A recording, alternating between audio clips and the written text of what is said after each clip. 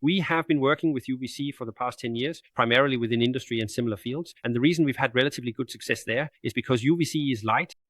And since we work with light, we have some possibilities that you don't have with ordinary chemicals. We can clean surfaces without touching them. That means we don't need to have contact with a table to clean it. We can just shine light on it. We don't use chemicals. We don't need to use alcohol, chlorine products, or anything like that. We just use light.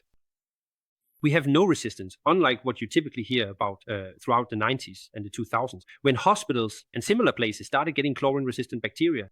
That doesn't happen with light, because the big difference between UVC and chemicals is that we shine light on things. And when the light goes in and destroys DNA and RNA, the organism really has no way to defend itself. And that's why we don't get those problems with resistance. At the same time, we also avoid the issue where if you clean something, you might simply risk wiping and spreading the problem around the table. We target exactly where the light is and are effective there. Another major advantage is that we have no withdrawal period, meaning that if we clean a room with really harsh chemicals, we have to air it out afterwards and make sure the air is clean and fresh before people can enter again. The advantage of light is, as you know from the lamp at home, when I press the button, the light turns on and it works. Then when I press it again, the light turns off and there's nothing left behind. I can enter the room without any problem at all.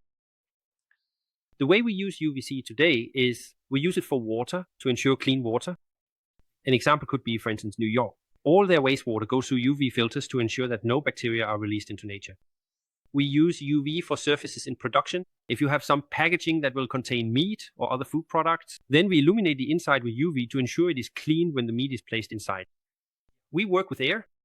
For example, if you need to ensure that a production facility does not get dirty air in when they are handling our food products or similar items, then we can install UV lamps in the air ducts. And in this way, we ensure that no fungi, bacteria, or similar contaminants enter the production area.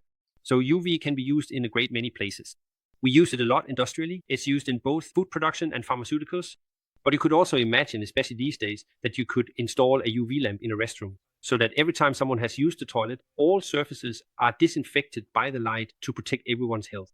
And really, it's only your imagination that sets the limit. And if you know how UV works and take the proper precautions, then it's really just like using any other product, whether it's alcohol or chlorine or something similar. The big difference is simply that we don't pour any chemicals into nature. We work only with light, and it works when we turn it on, and it stops working when we turn it off.